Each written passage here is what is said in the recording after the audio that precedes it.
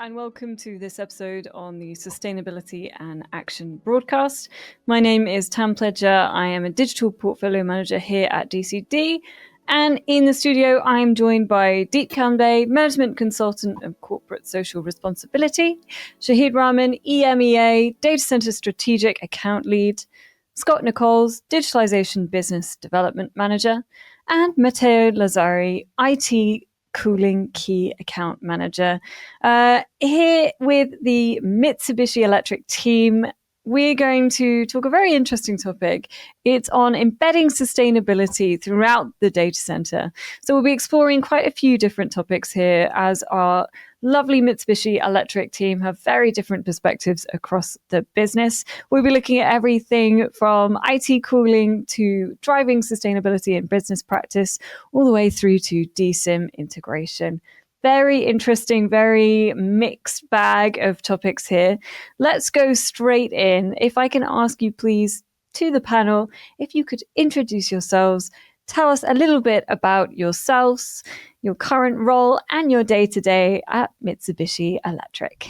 Deap, let's start with you on this.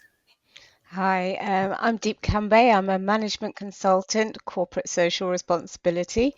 So my main role is essentially supporting the business to implement ESG regulations and also to support building out a sustainability strategy across the corporate side of the business and for it to integrate through the rest for the whole organization.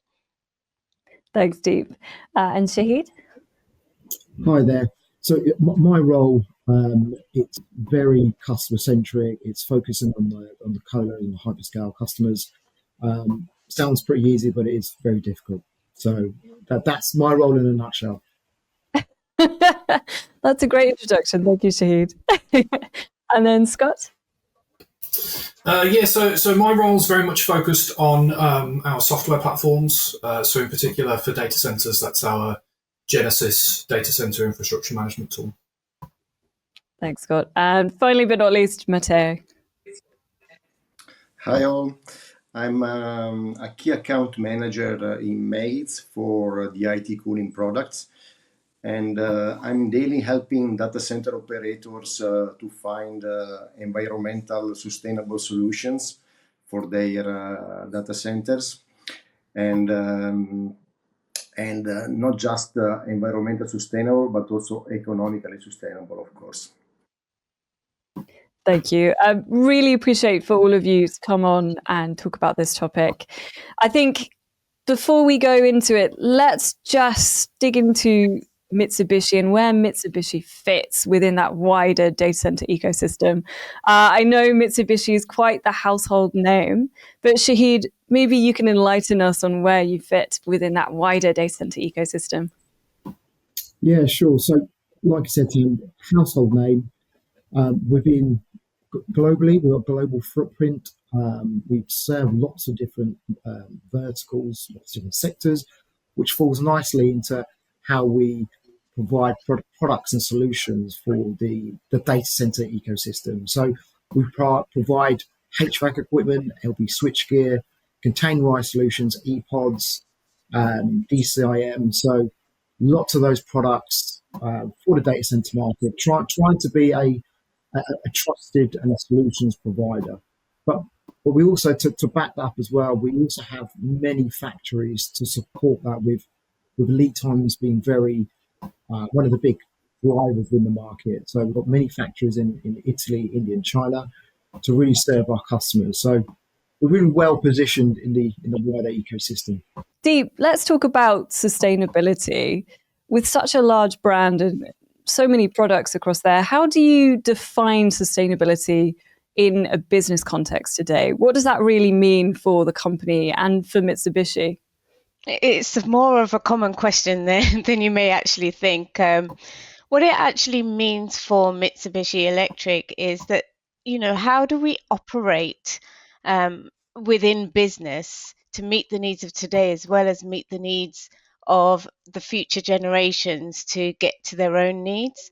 And when we put that in context in operations today, I think it's really important to understand that we are now navigating a landscape with such complex challenges and uncertainties. So the increasing natural disasters from a climate change perspective, resource scarcity, and shifting that societal expectation, this is all driven by geopolitical uncertainties. And they're impacting businesses on this real operational level, from supply chain disruptions to energy volatility. You said that a lot of evolving parts, a lot of moving parts. We're seeing geopolitical changes, supply changes. How is Mitsubishi responding to this? How is sustainability now a driver for Mitsubishi and sustainability in action, which of course is the broadcast of today? Yeah, and I would say there's three key drivers when it comes to thinking about sustainability. And I think the first and foremost, which I think a lot of people be aware of, is the compliance and the ever-evolving ESG regulations, especially when we think about Europe. An example of this is the Corporate Sustainability Reporting Directive, otherwise known as CSRD, and that's what that is doing. It's really catalyzing business transformation. And it's really ensuring that we identify the impacts, risks, and opportunities, and we integrate that into our core business practices as well as our innovation and technologies. And then we've got the value protection. So, there's more and more stakeholders and customers expecting more from us when we think about ESG in the broad spectrum. And this is really being shown through the sustainability procurement trends that we're seeing. It's not only about cost and quality when procurement decisions are made, it's also thinking about ESG performances. So how well are we performing to not only become a better, more efficient organization, but also contributing to our customers' targets and aspirations when we think about the environmental, social, and governance piece as well. That's great. Thank you, Deap. I mean, you've got demands from your customers, you've got demands from wider geopolitical, you've got demands from compliance and reporting. How are you at Mitsubishi Electric actually implementing that in practice across the business? How are you ensuring that driver is within the data center segments through your innovations? And how is that helping customers today? Well, when we think about data center technologies, we all know how much they're growing at such a fast rate. And this is where sustainability is starting to be seen as this core catalyst for innovation. So we can see it from through renewable energies and efficient cooling systems to circular economy practices. I mean, when we think about data centers as a whole and what they mean, we consider them as this invisible backbone of economic competitiveness, as well as that social prosperity. And all these digital services are, creating and defining modern life as we know it today. And this is being seen through the directive of the NIS2, and because the data centers are being seen as an essential service. So what that means is that this is actually driving our business to make sustainability and resilience, become right at the heart of economic importance. So it's really important for all of our stakeholders within our business to make sure that all of these things are in place. Oh, thank you, Deap. I think it's very interesting when we talk about sustainability in action, sustainability in practice, to, of course, start with that wider model. Why does it matter? Why is it driving Mitsubishi? But I think it's nice now if we narrow down. Matteo, I'm going to bring you in on this section. Let's talk about what we're doing for innovations. So Matteo, Mitsubishi Electric, of course, operates with a global footprint as a huge company, but there's an emphasis there on local production. How does that model support sustainability in practice? So, as I told you before, I'm working for Mehits. Mehits is a Mitsubishi company specialized in hydronic system for air conditioning and IT cooling solutions. We are operating, as you said, as a global company with localized production facilities in different continents. And so for us, sustainability starts before the products. We have an holistic approach and we start being sustainable from the upstream supply chain of these premises. We have local suppliers, homologated local suppliers in each facilities. And downstream the production, we can having different locations. We can cover the local market needs without wasting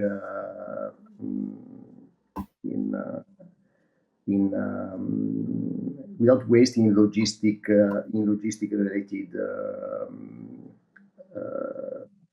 aspects. Mm-hmm, mm-hmm. Thank you. That's the first acronym of today, I think, for Mitsubishi.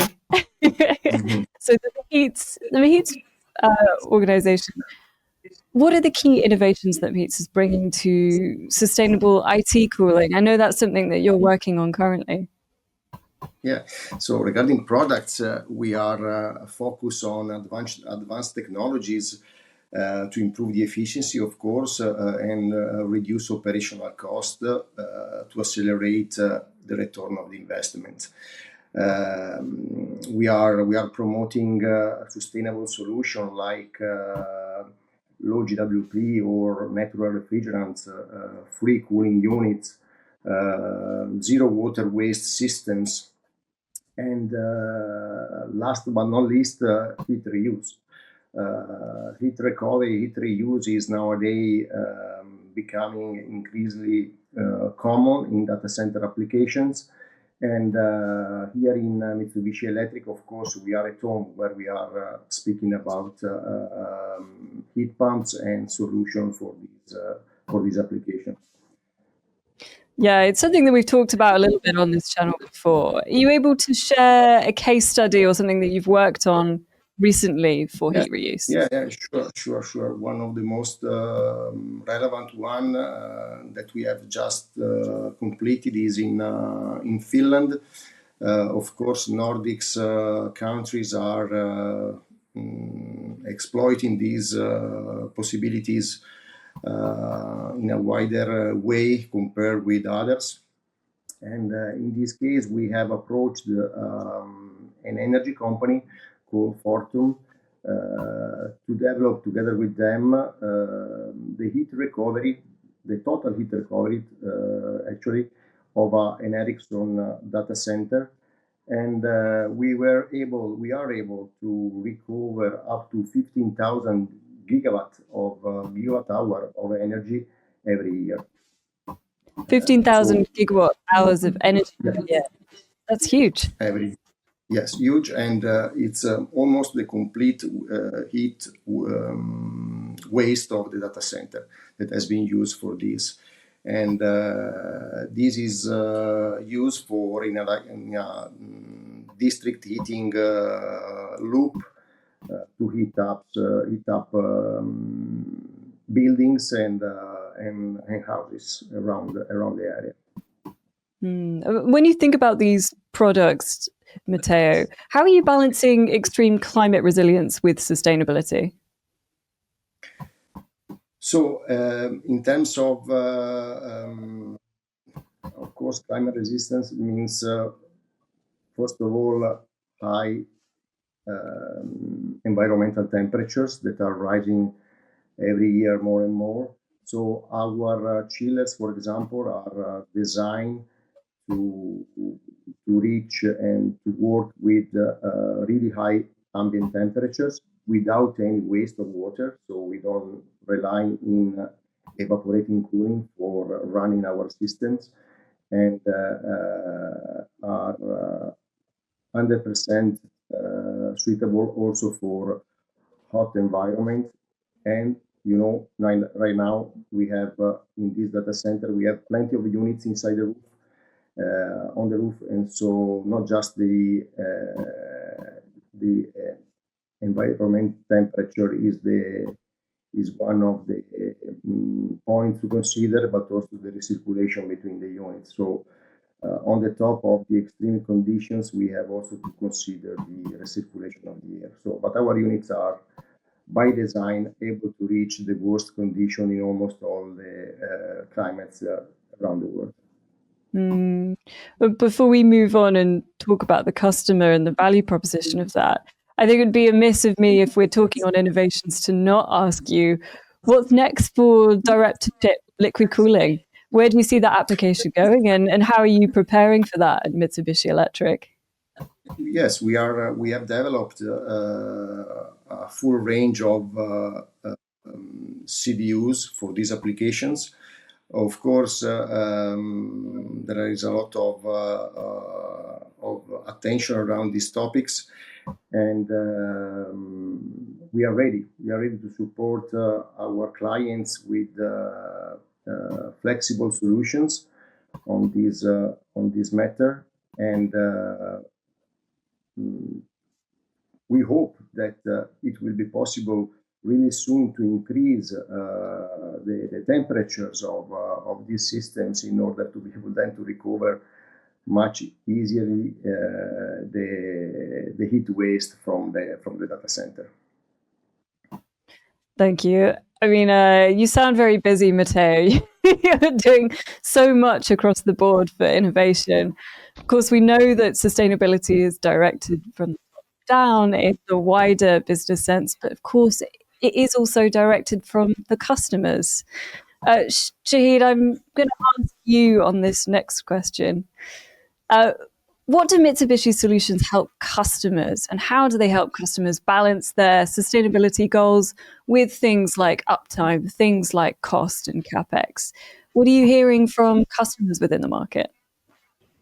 Good question. So I'm going to touch on some of the points that Matteo's mentioned as well. So what we're doing, we're constantly focused on driving efficiency, sustainability, and the use that Matteo uses a holistic overview towards the customer, what their customer's whole life carbon is, net zero ambitions, trying to reduce their greenhouse gases, and trying to work with their design team.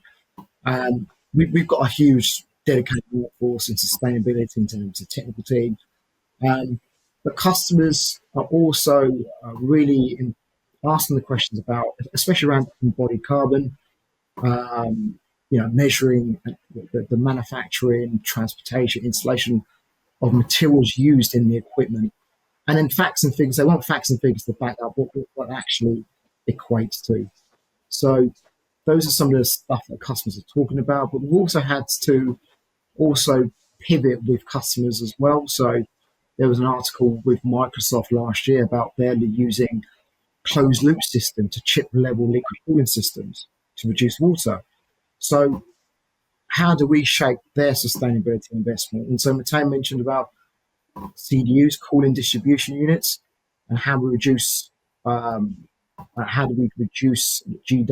the refrigerants. So we're trying to get the customer's voice and trying to help them on their journey as well.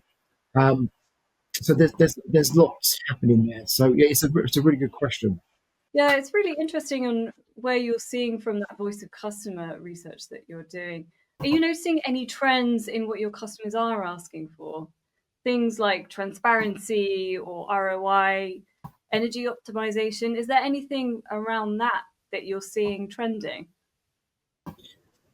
It's another very good question. So transparency, return investment, energy optimization, they're all ultimately linked together. So within our hardware, within our software, we could produce those tangible reports when they're looking for example, in Matteo's word, in terms of the HVAC element, the total cost of ownership, looking at return on investment for the assets. Within Scott's, I'm sure he don't want to take his thunder away, but in terms of that power management, the building management aspect. So those are all those transparency aspects, which I'm sure the guys will talk about in a bit more detail. So it's a multifaceted approach within the sector. And how are you implementing the feedback that you're getting from customers? Where is Mitsubishi changing or updating its approach to how you're delivering these applications and products for clients?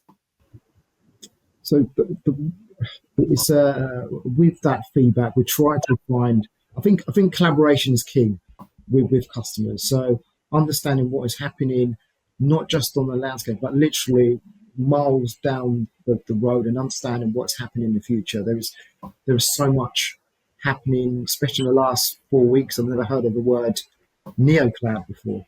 So that's a new terminology that I had to do some investigation and understand who they are and AI services and what they bring to the table. So it's a really aggressive running 100 miles an hour industry, and we have to be quite close knit with each and every division and trying to make sure we collaborate within the chain of Mitsubishi Electric. Yeah, that'd be a great answer there. I myself am also doing a lot of research on neoclouds at the moment. But it's true in what you're saying, 100 miles an hour for the industry as a whole. We're evolving so much and so quickly. We've touched on kind of the physical, but of course there's also another element to the innovation that we haven't talked about.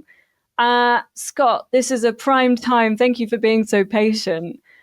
No I'm worries. going to come to you and ask you a little bit about what you're working on, because you have a very different perspective on sustainability from Mitsubishi.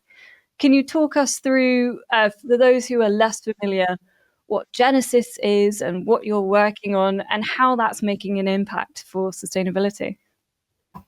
Yeah, sure. So Genesis is our DCIM platform, our data center infrastructure monitoring platform. Essentially, it's a piece of software that's really designed to tap into everything within a data center and pull all of that information into one place in order to, really pull useful insights out of it. And sustainability being a key part of what you can then do with that data. Data centers typically are fairly siloed entities. You'll get your grey space, the bit where all the capital plant lives, all the air handling units and IT cooling and power distribution and all that stuff. And then you'll get the white space, as it's referred, which is where all the IT hardware lives, all the server racks. And they do tend to be kind of monitored and managed fairly separately. They'll have their own teams using their own tools to monitor and optimize those things. But data centers really are, when it comes down to it, they're a process, right? Those two treated separately sections of the data centers really do have to work together very closely in order to deliver what data centers are trying to deliver. And that's really where having something like Genesis as a DCIM solution sitting on top of all of that stuff can really align all the data sets from all of those different systems, properly contextualize them against each other, and really allow for optimization, whether it's sustainability or whether it's uptime or whether it's capacity planning, really take into account how those different assets interact with each other as part of that optimization process. What makes Genesis DCIM different from your traditional monitoring tools? So I think traditional monitoring tools tend to also fall into those kind of silos, right? So you'll get, the grey space will typically have some kind of building management system, which will have a head-end software solution that provides some visibility of that data. You'll get, energy monitoring solutions. You'll get IT specific solutions like IT asset management solutions, and they all, do very good at what they do, but they tend to be very, very specific to their domain within the data center. So what Genesis really does is allow you to tie all of that together and give you a more holistic overview of how that data center is actually performing. And also, as well as being able to combine those data sets from those separate silos, it also gives you the opportunity to integrate other external data sets. So whether it's external APIs that provide weather data or grid status information or information on local renewables, all of that can then help drive sustainability goals, and arguably more so than those siloed systems can do on their own. And we're not also not necessarily saying that a DSIM solution like Genesis has to come in and replace those siloed systems. They can also feed into that larger data set that Genesis can provide. Great. So not only do you have your wonderful IT systems and everything and the products that Matteo's working on, but now you have the DSIM solution that comes in and offers that holistic overseeing tool. Presumably, in order to make it more efficient, I understand if you have more data and you understand your data, then therefore you can run more efficient operations. Is that correct? Yeah, precisely. And again, there's an element of that can be done with those smaller standalone systems, right? But I think that the true optimization of a data center in terms of making sure that things are performing optimally in terms of how much energy they're using, how long they're running, how much carbon is being produced as a result. The real optimizations come from when you can understand how those different pieces of equipment are operating together, rather than just this system monitors the servers and this system monitors the capital plant. Understanding the interplay between those things is where the real opportunities for optimization really come out.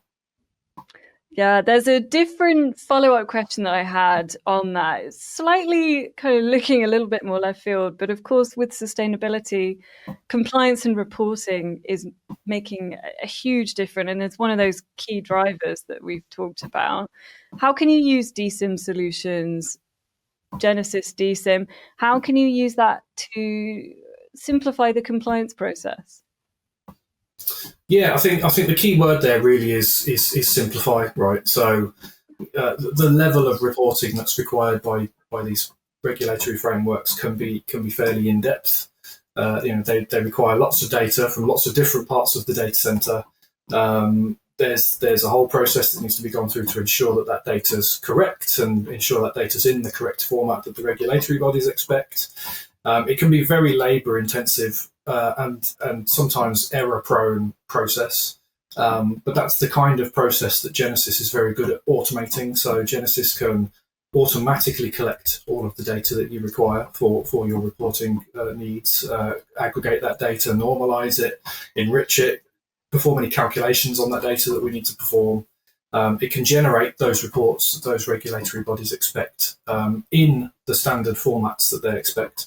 And it can even connect to the APIs that a lot of these regulatory bodies provide in order to automate the process of even submitting the report. So all of that labor resource that gets tied up with manually exporting data from various different systems and trying to tie that together in a single report, a lot of that can be automated by Genesis. It can collect that data, generate a report, and send it, ultimately saving a lot of time and money in that reporting process.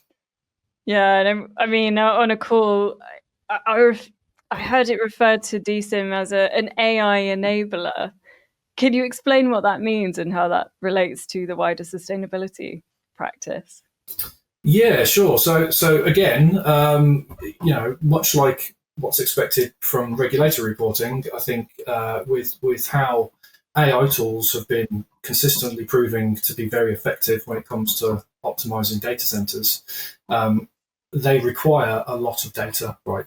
They require a lot of data to train accurate models in the first place. And then once those models are trained, they require data and work to integrate those models with existing systems in order to feed data into the model in order to generate some kind of useful output. And also to retrieve that output and then do something useful with it, right? It's again, it can become quite labor intensive. So a platform like Genesis can come in and as an AI enabler, it can automate and simplify that process as well. So Genesis has a long pedigree of being deployed as what we refer to as a middleware platform or an information broker. So the idea is it allows that seamless integration of lots of different systems. So by collecting data from the entire data center, Genesis can supply clean, normalized data from the entire data center in order to train those AI models. It can then automate the supply of data to those trained models for analysis and in order for it to generate some kind of useful output for us. And it can also enable closed loop systems where the output that AI generates is then processed and off the back of that automated control actions are put into place. So if we've got an AI model that's helping us optimize our IT cooling and the output from that model tells us that, based on various variables, we can reduce the amount of cooling that we're using and maintain data center operations whilst reducing the energy usage, Genesis can go and put that into effect automatically and go and change the various different systems based on what that AI is telling us.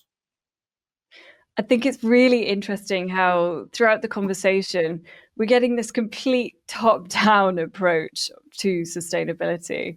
So we've seen everything from IT, from your wider sustainability practice, and now all the way through to efficiency and the models that are helping improve that. I think considering we are talking about sustainability and it is that holistic vision, Deap, can I ask you if you could give operators just one piece of advice for how to embed sustainability, how to embed efficiency into those wider day-to-day decision making? What would you say? That's the $1 million question, isn't it? But I think Scott and Shahid kind of touched on this, and this is around data. Like, data is king. Data is enabling more informed decision making, and I think it's about building that data and where when you think about the industry, when we think about sustainability as a whole, where it's moving to is the utilization of these technologies and utilization of AI to enable more data that is cleaner and more full of integrity, to be able to be more transparent and accountable within the marketplace. That's a great question. Great answer. Apologies. I think I'm going to throw my next question out to all of you on this one. You're giving a different perspective on sustainability within the Mitsubishi business, but I'm wondering where next from here. How do you see sustainability, efficiency, partnerships, all of those key things evolve within the next coming years? If I can jump into this, and also following the what Scott said, thermal management in a data center is such a complicated system that a central management is incredibly important. And so you can also think about the heat reuse, for example, that we touched before. One of the challenges is to match the cooling demand with the heating demand of these systems. And to do this, we have to match together different kinds of units. It could be chillers, free cooling chillers, heat pumps, 4-pipe units, dry coolers, just to be able to keep under control the temperature of the data center and reject into the environment what is not be used by the heating systems. And so you can do this only with a control of the system that is centralized and can not just monitoring but also controlling each of the sources that we have at our that are part of the system. So this is the focus that we have right now and what our company can propose. Okay, lots of innovation. Also, Scott, to you, DSIM, how do you see that evolve? Where do you see that going next? Good question. I think kind of like I've already answered really. I think in terms of that AI enablement piece, I think really allowing data centers to be able to, get hold of all of that data that they've got, because they're, ironic because of the name, they are very data-rich environments, but that data tends to be locked away in lots of different places, right? Being able to give data center operators access to that data so that they can then do useful stuff with it, like feed it into these various AI systems in order to help them better run their data centers. And I think, at the minute we see a lot of DSIM platforms where it's a case of being able to enable these AI systems to be effectively deployed. But I suspect the next step will be to start actually baking some of that functionality directly into these DSIM solutions themselves. Busy few months, busy few years for you then, Scott. Sure, yeah, definitely. I see that we're almost at time. So, Shahid, Deep, I'm going to turn to you both for this final thought question. What is the key takeaways from our audience today? What would you like them to know regarding Mitsubishi and your role with Mitsubishi and sustainability in action?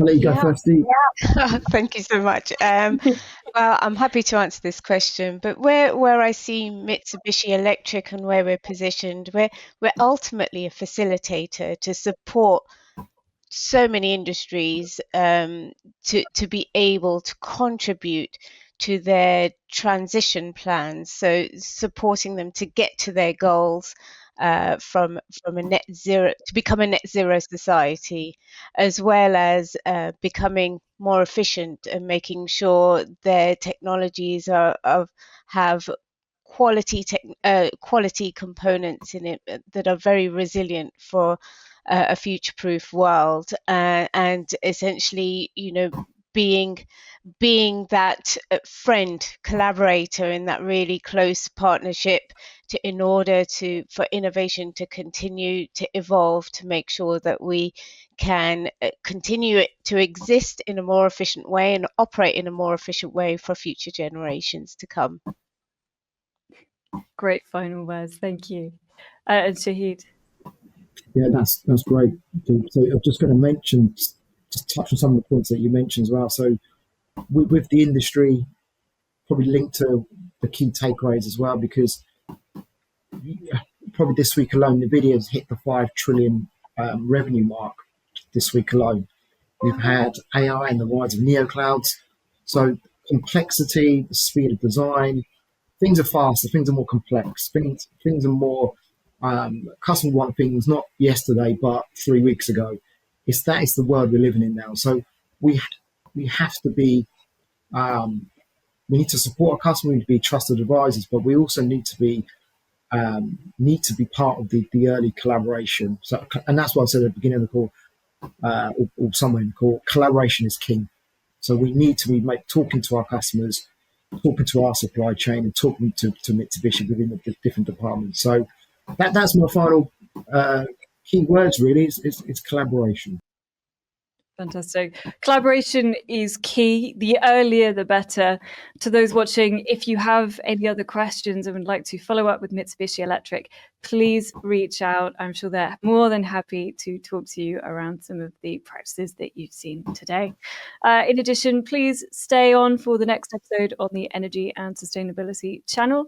Thank you very much to our speakers and the wider Mitsubishi Electric team for supporting us in putting this episode on. And finally, there are resources at the bottom of the stream. So if you'd like to do some further reading and find out more, please look to the bottom of your screen for those resources. Otherwise, thank you very much for watching and have a nice day.